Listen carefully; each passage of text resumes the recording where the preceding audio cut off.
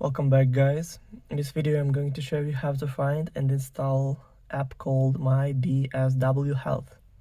So first thing first, open App Store, click on that blue icon right here on your home screen, then make sure that you log in on your Apple ID account, then click on the search button right here, and in the search bar type in MyBSWHealth app and go search right here. Then scroll down a little bit until you find the app. So click on that, then click Get, then Install, then confirm installation through Face ID or Touch ID or using password from your Apple ID account. So now it's all done. The app is 134.8 megabytes. Also, all links will be in the description of this video. Hope you guys enjoy. Thank you for watching. Please like and subscribe for more. Bye.